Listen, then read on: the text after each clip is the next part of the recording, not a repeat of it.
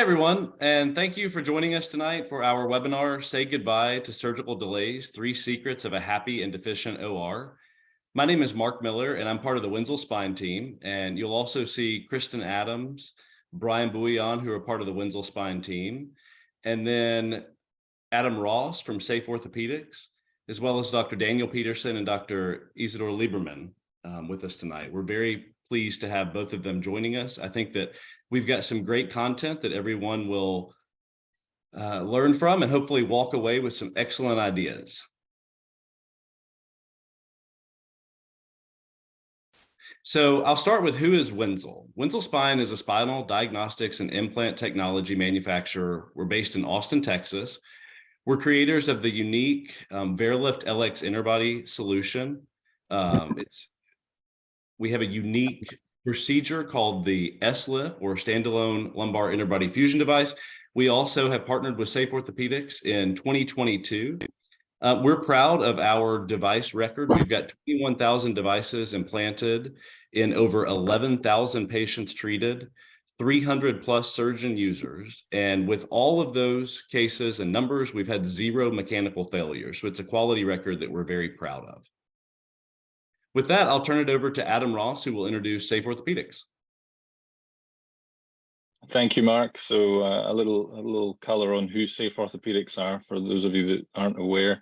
Safe Orthopaedics is the leader in ready-to-use instruments, and by that I mean that we were the first to identify the unmet need within the spine market for a ready-to-use kit. So over a decade ago, we've launched our pedicle screw kit, and that's been in the marketplace across the globe for well over 10 years now.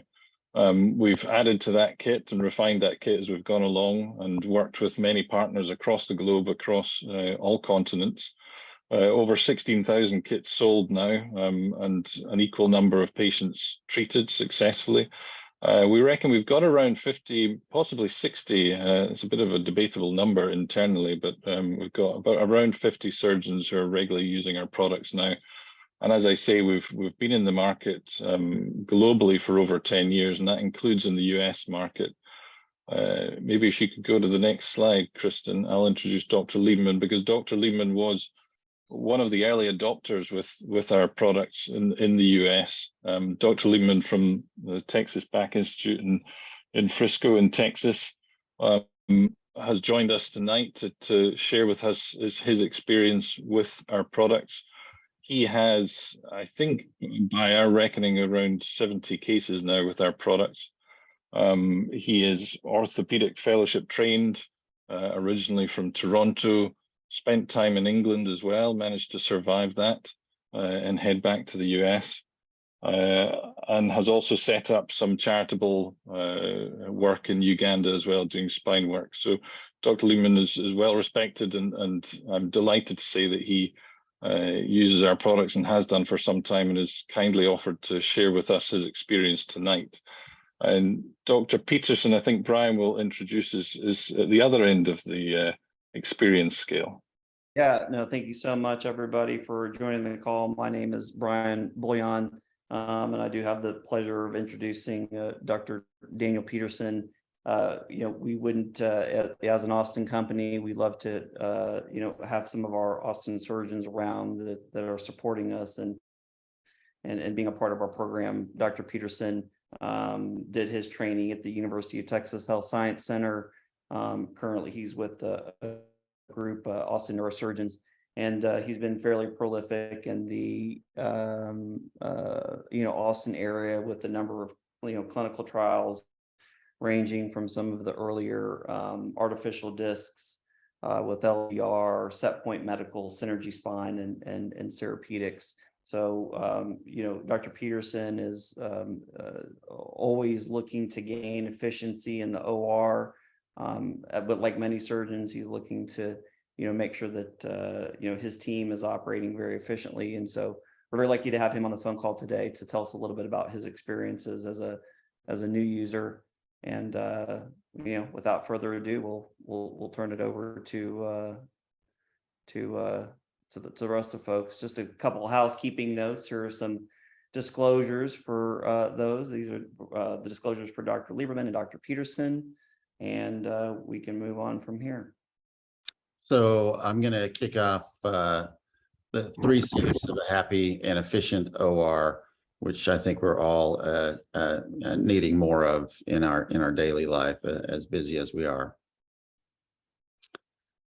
So there are multiple pain points in the operating room. We know supply chain logistics, always a challenge. We're always making sure and putting pressure on our surgery schedulers to get the right devices present. We know within the hospital administrative system, we are losing the influence and the autonomy. Of course, staffing is a problem going through COVID. Sterile processing seem to be an ongoing problem. All this related to workflow inefficiencies and ultimately high infection rates and the rising cost of healthcare. There's a growing trend towards ambulatory surgery centers, as we know. The volumes are increasing at 6.4% per year, and the ASC is really a sweet spot for the Safe/Wenzel product. Dr. Lieberman, you might want to jump in on this because you've got a lot of experience in the ASC world. Yeah, thank you, Dan, for that. And thank you all who are in the audience for joining us tonight and taking an interest in this topic. I've become very interested in this. At Texas Back Institute, we do have our joint venture ASC, and with our affiliation with HCA, we have multiple other ASCs that we're involved in. And the beauty of the ASC is that we as physicians have more influence there. We're able to affect the economics of the ASC and optimize the patient experience there. As physicians and surgeons, we should be the leaders of the healthcare team, and leading the healthcare team involves absolutely looking at the economics of this. So you can see 29% of healthcare expenditures are now attributable to surgery. That's us as surgeons. And right now, the surgeon, our influence in an ASC by virtue of our intimate relationship and quite frankly, our joint venture opportunities with the ASCs right now, our influence has gone from a 45% influence on purchasing to a 70% influence. And we have to base that influence on what's best for the patient, what's best for the economics of the system. And there's been a lot of literature that has borne that out already. When we make the decisions, they're better decisions than when we've got, with all due respect to the accountants behind the scenes, our decisions are better than their decisions.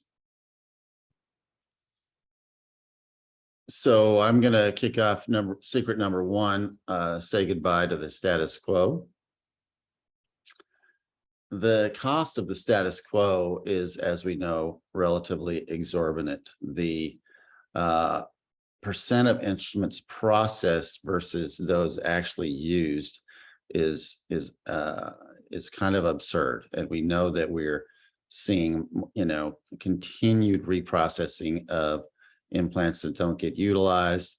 And this is just repetitive work, and it results on a lot of stress on our OR staff and our SPD, our processing departments. And this is one of the major pain points that the Safe Wenzel system addresses. If you look at the labor cost per instrument, which goes up to sterile processing and goes down to the amount of cost to reuse instruments. One case with reusable instruments is $258. And the delay in the operating room of 1 hour equates to $3,600 lost. And so we're all familiar with this problem. We don't have the right instrumentation. We lose the hospital, or the ASC loses revenue because of the OR sitting, underutilized. So ready-to-use sterile kits are designed to contain only the needed number of high-yield instruments in order to efficiently and safely execute the targeted procedure while minimizing waste and environmental impact. And I think we're all sensitive to those last two items particularly. This is an interesting study. It's a value-based healthcare study out of interdisciplinary neurosurgery addressing efficiencies, and it compared infection rates, inventory logistics, and time-consuming process of sterilization with unused implants compared to single-use systems. And essentially, the study showed that single-use kits save an average of almost $1,700 per case and reduce the OR time by 21 minutes, which is not de minimis. So I'll kick in with secret number 2, particularly with respect to the workflow delays in the operating room. So if you look at this, how many times those in the audience have been in the operating room, your trays are opened up and you're missing an instrument? Or worse, you've got your anterior cervical spine set and in it you find colorectal speculas. It's just so frustrating when this happens. And likewise, sets that are delivered with broken instruments, that absolutely drives me crazy. The individuals in SPD, granted, it's a labor level job, but the turnover tends to be so high. They don't care. They don't know that when they drop one of our instruments and it's bent, it's broken, that causes a delay in the operating room. So over 50% of the trays that get delivered to us have some kind of instrument issue in them. And as Daniel pointed out, this all has cost. If you think about this, with the number saved, that's $1,600 per hour wasted in the operating room. The average spine surgeon that does 300 surgeries a year, you're saving $1,600 over 300 surgeries. All of a sudden, that's real money. But that hour saved means we as surgeons can be treating more patients more efficiently. And that's really the important thing here.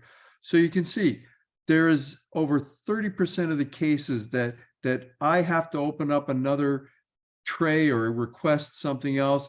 That results in a 7-minute delay, which is $260 per case per that system. So this is a real problem. It happens every single day. And when you multiply that across the number of operating rooms, the number of hospitals, this is a pain point that we can improve with relatively little effort by using some kind of ready-to-use implant and instrument system. Now, this is just a picture of my operating room. On the left, you can see my standard back table setup with 1, 2, 3, 4, 5, 6, 7, 8, 9, 10, 11, 12, 13 different trays opened. Each one of those trays to process $250 odd. We audited ours at the hospital I worked at a few years ago. We were actually at $148 per tray. But even that, opening 10 trays, that's $1,500 added to the case.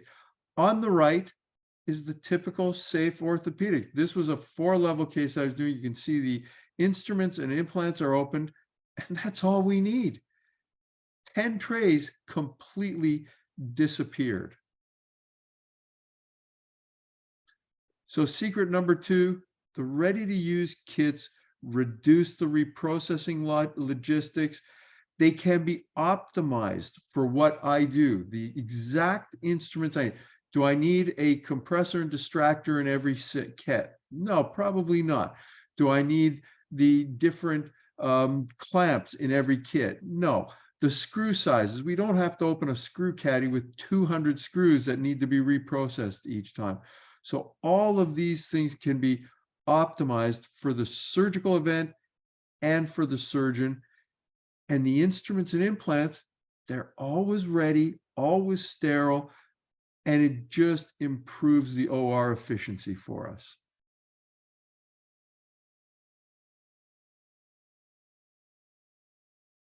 Dan, you're muted.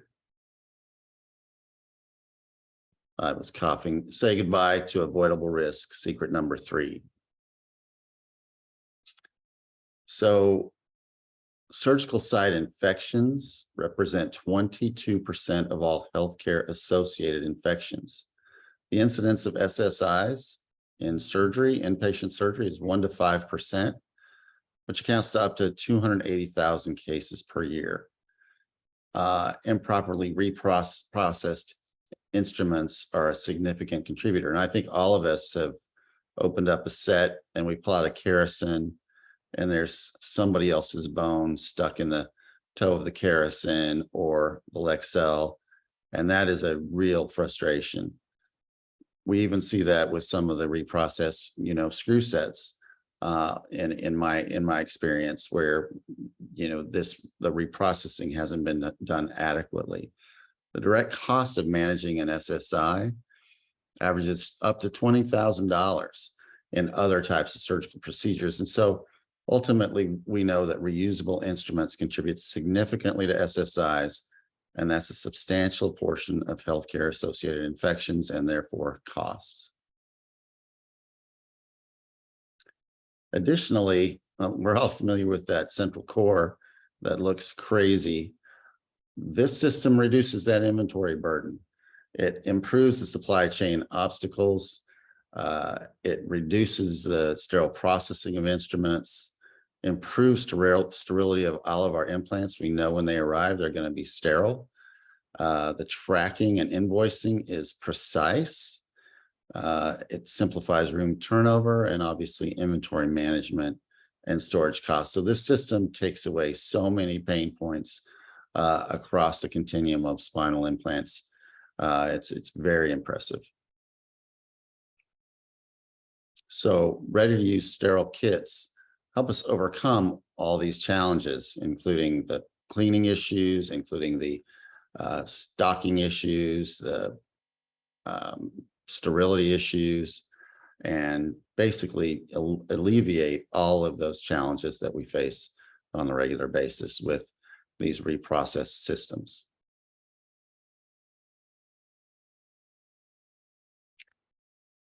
So I'm going to jump in with a couple of cases, but one of the things that we haven't really emphasized in the previous slides was the ecological advantages to this.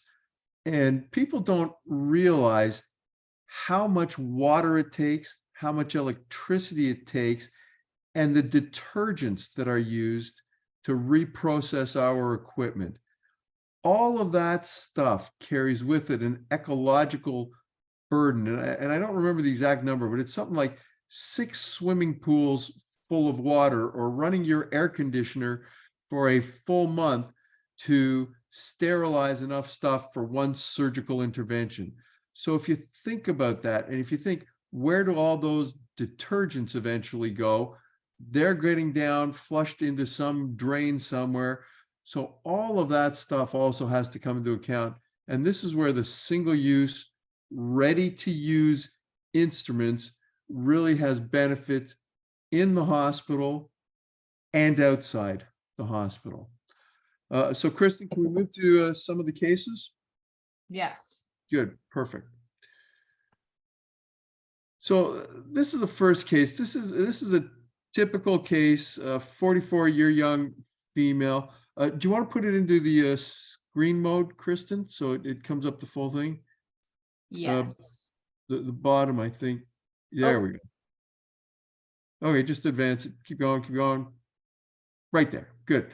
So, excuse me, this is a 44-year young female who presented to me with a degenerative spondy, long-standing history of back pain, but 1-year history of worsening with bilateral lower extremity numbness, difficulty with walking. She didn't have any substantial, ridiculous symptoms in the lower leg, but it was really more of the claudication type symptoms. Essentially, her past medical and surgical history was relatively benign. Next slide, please. So on exam, you can see she was a typical Texas body habitus, rather robust in build, but she did have difficulty moving about the exam room. Her neurological exam was normal for her motor, sensory, and reflexes, and the abdomen was soft. There really wasn't too much there. Her next slide, please. So here are her standing x-rays, and it's pretty straightforward. You can see she does have that degenerative L3-4 spondylolisthesis with the typical stenosis. She does have collapse at L5-S1, but L5-S1 was not the culprit of her symptoms. Let's go to the next slide. So here's her MR. Again, very straightforward, and you can see what's going on with the stenosis at that 3-4 level, very profound there. We can go to her CT scan. So there's the CT again, no surprises, straightforward L3-4 degenerative spondy with the associated stenotic changes, mechanical and claudication type symptoms. So clear indication for surgery. There's no magic pill that's going to make this better. Exercises may optimize her function, but are not going to fix things structurally for her. So I recommended that she consider a single level reconstruction. Next slide, please, Kristen. So here's my preoperative plan. And for those of you that know my background, I've been involved with the robotics technology for many, many years. So here's my pre-op plan, and I'm a strong advocate for coming to the operating room prepared with your plan. So the whole team knows what you're doing, and then layering on top of that plan, the instruments ready to use, single-use instruments and implants, so that everything is scripted. This is like the Indianapolis 500 is coming up next week, and this is like an Indy pit crew. Everybody knows exactly what's going on with the case. We know what we're going to do. We know the steps of the operation. We know exactly where we're going to go. Next slide, please. So here's the intraoperative execution, again, using robotic technology, doing it in a percutaneous, minimally invasive fashion. You can see I've got the K-wires in for the screws, and then I'm working through there. Now, if you look closely, you can see there's the third cannula there in between the two pedicle screws. This is on the contralateral side of where I'm going to do my TLIF. And one of the things that I do, I want to ensure that I'm going to get a fusion. So I do a percutaneous facet fusion along with that. So once I have the K-wires in, I go down over another K-wire with an 8mm reamer. Next slide, please. And you can see the X-ray series on the top where I drill out the facet joint, and then I pack that facet joint with bone. I then put the screws in. I distract across the contralateral side. Then on the ipsilateral side, I do my minimally invasive TLIF, place the cage, then put my rod in on the other side, then compress down and close the thing up, knowing that I've got a facet joint fused on the contralateral side, and I've got my TLIF cage in place. Next slide. So here's her immediate post-op pictures. You can see the extra bone graft in the disc space, just dorsal to the cage. Next slide. And here's her post-op CT scan. So you can see the positioning, the bone graft, how we get everything in place. And then the next slide is the long-term follow-up CT.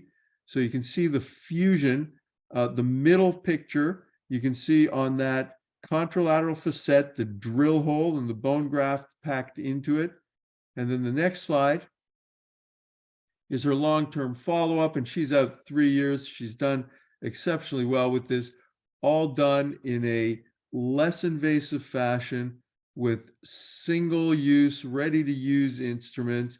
And effectively now, when I did her in a hospital, but this is something that you can easily take to an ASC, moving these cases from the high-cost hospital environment to the lower-cost ASC environment.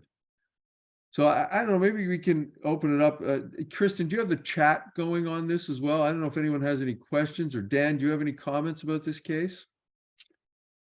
Oh, I think it's beautiful work. It's the state-of-the-art way to accomplish this very common problem, and I commend you for your approach.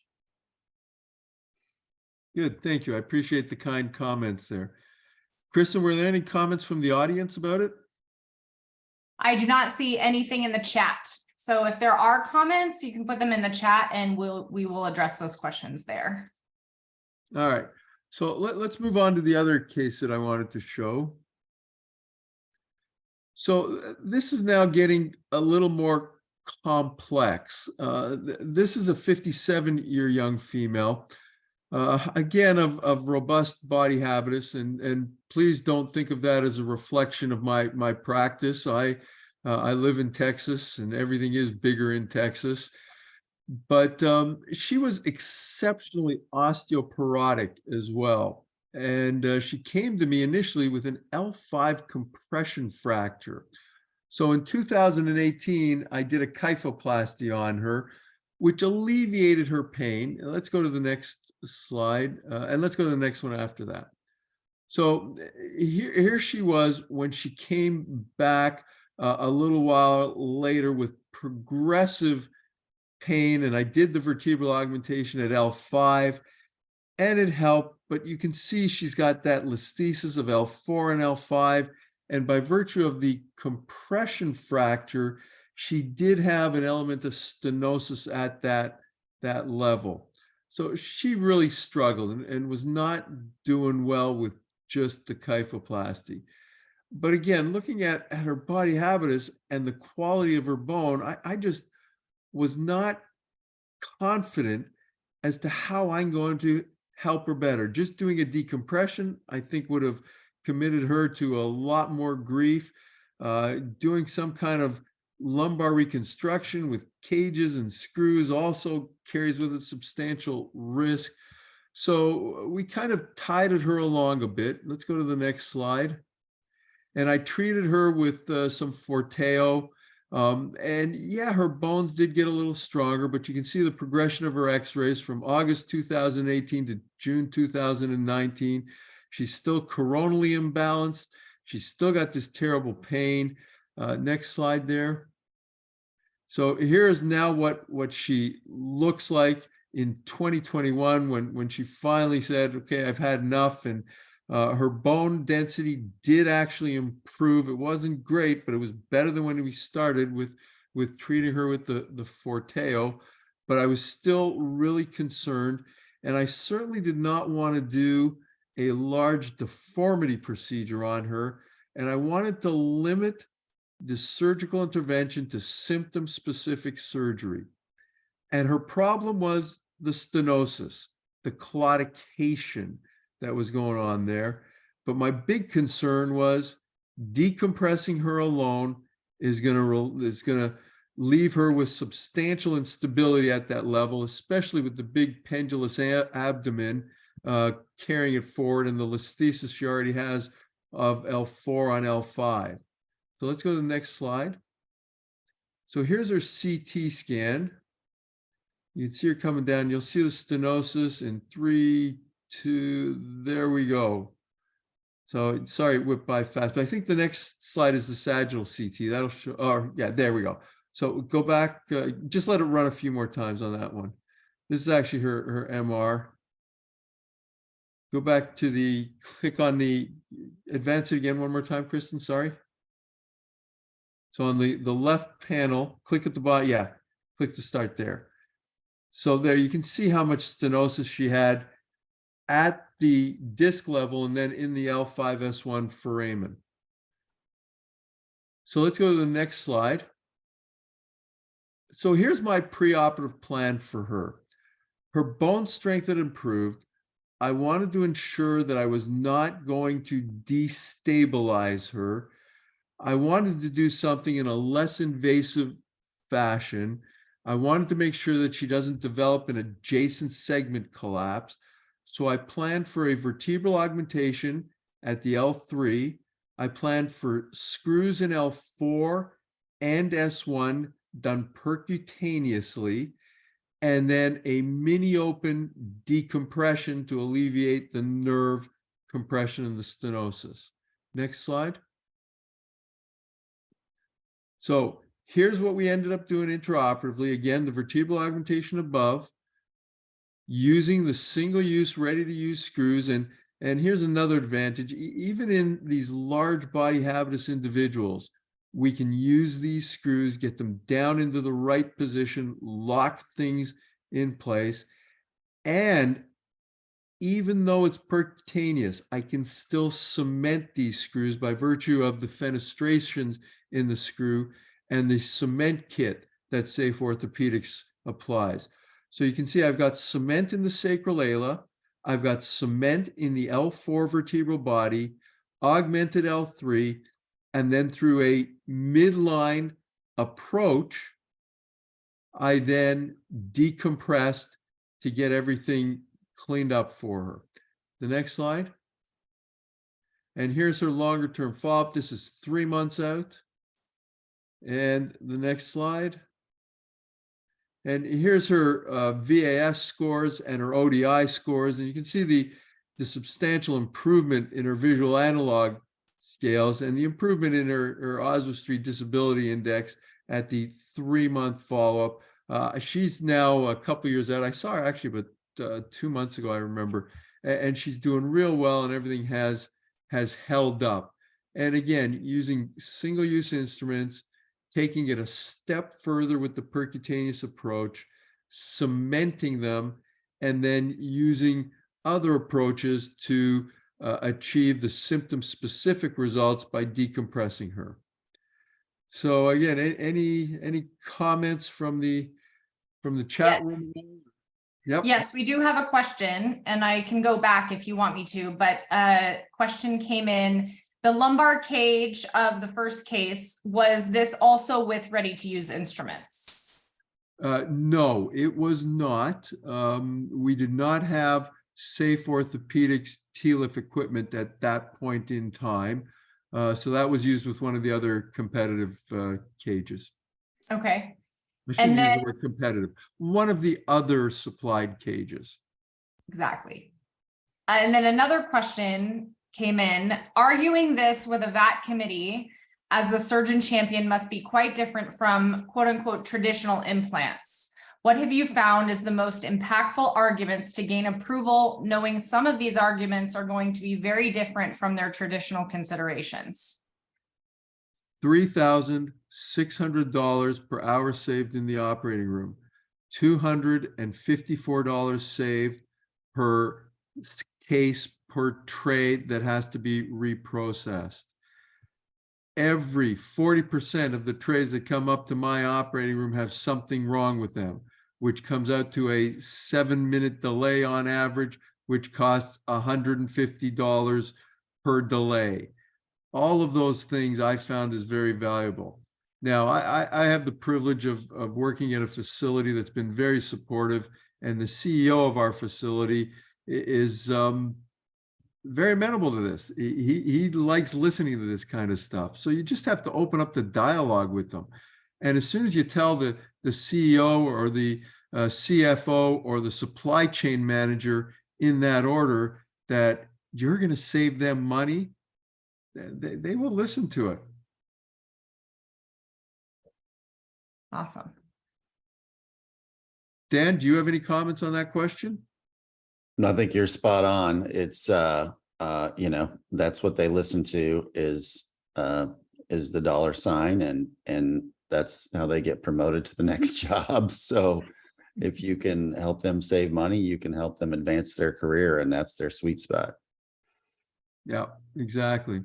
And obviously anyone that's involved with one of the ASCs, your implant or committee, whatever they want to call them, you're at the table there. You bring that up and you tell them, listen, this is going to save us inventory, save us space, save us all the other items that you don't want to have to carry that burden in your ASC.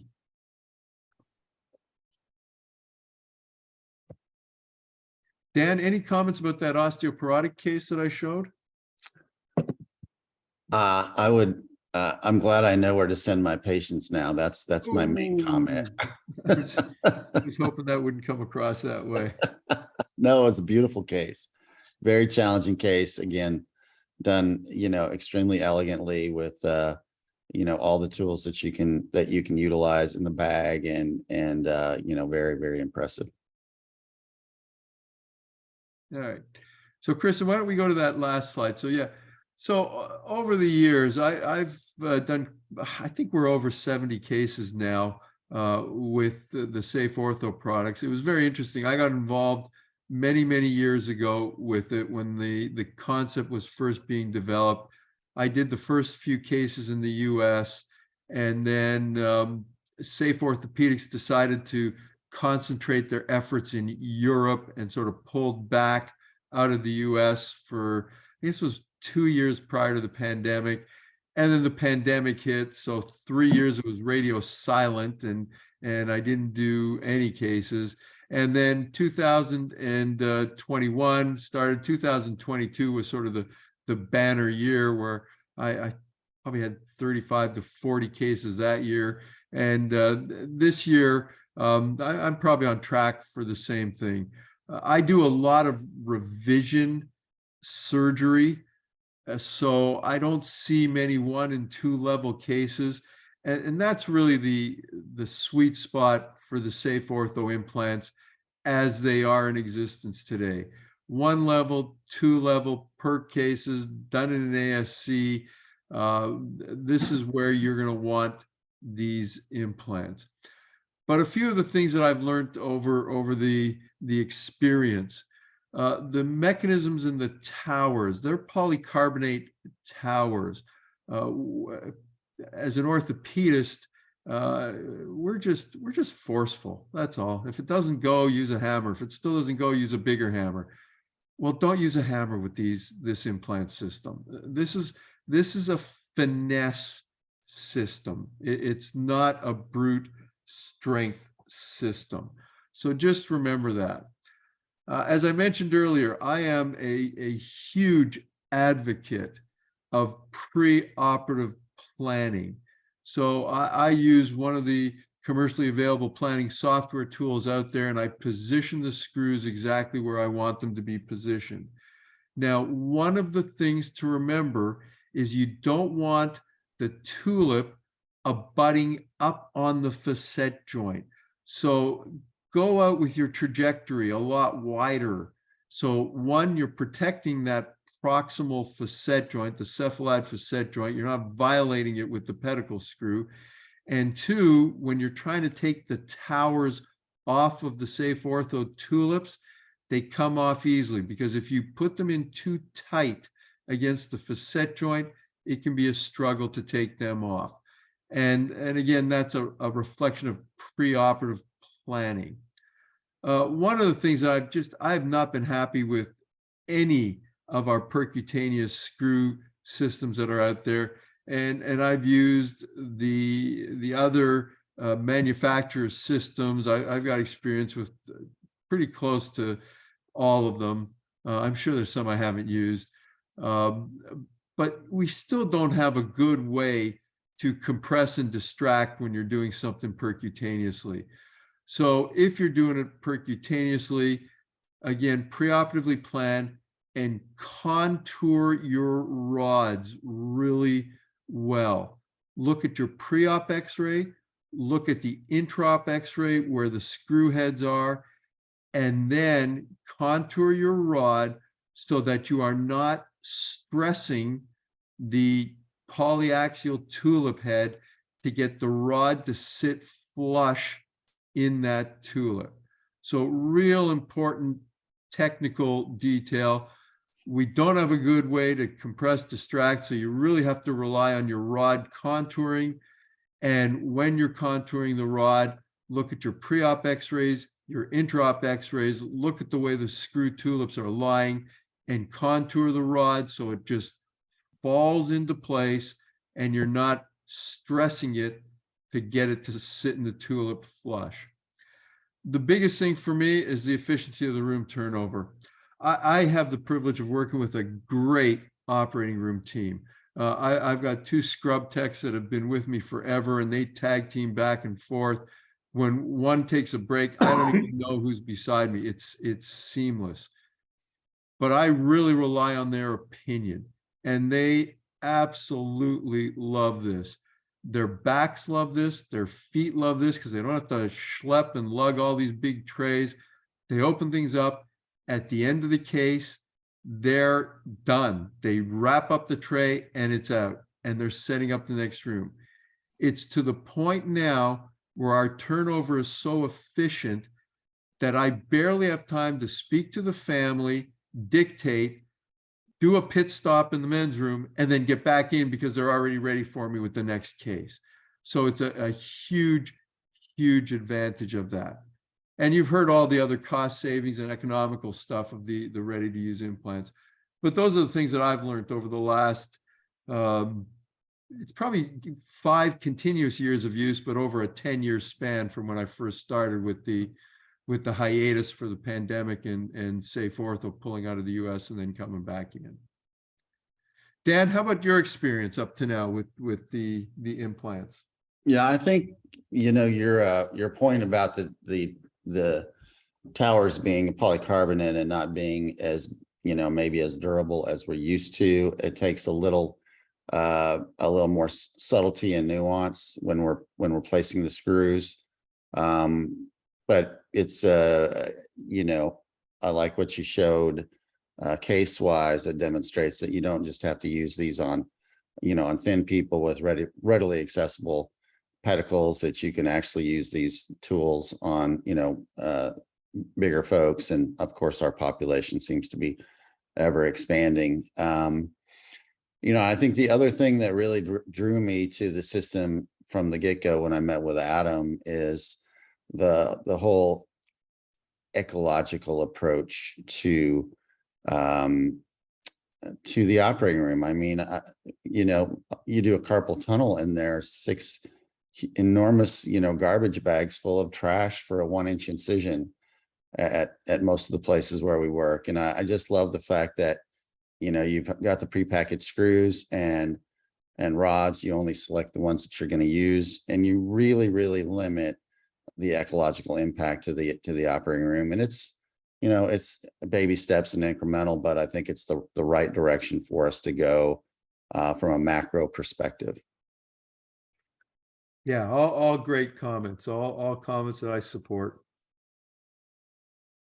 Good. Yes, we did have one comment, but I think you actually already answered it. It was, what would Dr. Lieberman and Peterson suggest when a surgeon says, I think those are weak instruments or they will break? What has been their experience when compared with solid metallic instruments? So even metallic instruments break. As I mentioned, this definitely is a little more finesse than what we are used to. So pre-op plan, get your trajectories, don't force things. If you are forcing it, something is wrong. Step back, reevaluate, and then reinitiate. awesome. Okay. Adam. Just before we move on, Kristen, and Dr. Lieberman touched on the sort of the feedback from the rest of the team in the OR, and I was just curious, Dr. Peterson, as someone who's just recently brought the system into his OR, what has been the immediate feedback from your team? What's their thoughts on the system and the impact on their day? Sheer utter confusion. It's such a paradigm shift for them to use, prepackaged implants where I work. It's the question is sort of like, well, what else is there? Like, isn't there more? And the nice thing that you just tell them, no, this is it, and they like it. They like it a lot. So it's a pretty dramatic paradigm shift for them too. Thank you for that. Okay, Kristen, rather, I think we had the next slide there. I think this slide is really just to share with everyone what our portfolio looks like at present, just to give you a sense of the pathologies that we can treat. We've broken this down on this slide to basically tumor trauma on the top line there and degenerative on the bottom line. But as Dr. Lieberman touched on, we've got cannulated fenestrated screws, so we can augment our screws with cement very quickly, very easily. We don't need an extra set of instrumentation. It's literally just opening up the cement system, mixing the cement and injecting it directly down the screwdriver. So that's what we can do with our Cypress screw, and that gives the surgeons a huge amount of intraoperative flexibility as well.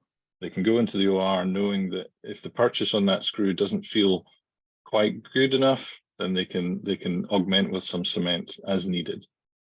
We've got the oak screw as well, which we've not really touched upon, but this is our what we call our autocorrect screw that needs some explanation. So that's maybe something to follow up with your local rep for a little demo of to better understand how the oak screw works. But it's a unique implant and something that the surgeons that use it really enjoy the simplicity that it brings to their fracture correction and the restoration of the height that you can get with the oak screw.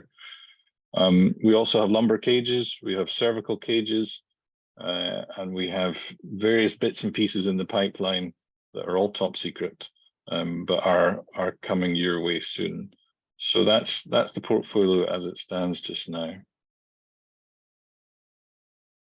And some conclusions from my side. I think hopefully you have come to your own conclusions on this, but as the gentlemen have shown us this evening, we've seen that the ready-to-use kits can improve efficiency in your OR, including for the OR team, not just for the surgeon, but also for the rest of the team around them, which is a significant benefit.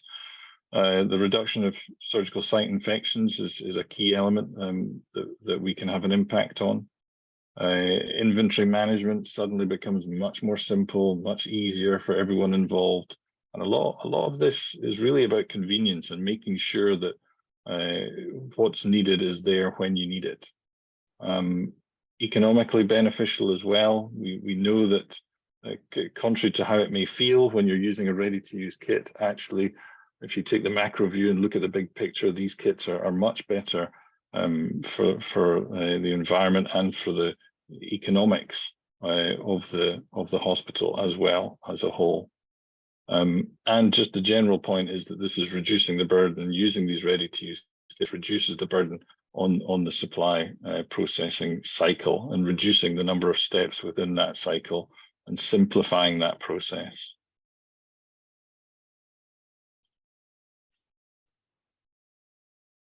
Mark, over to you, sir.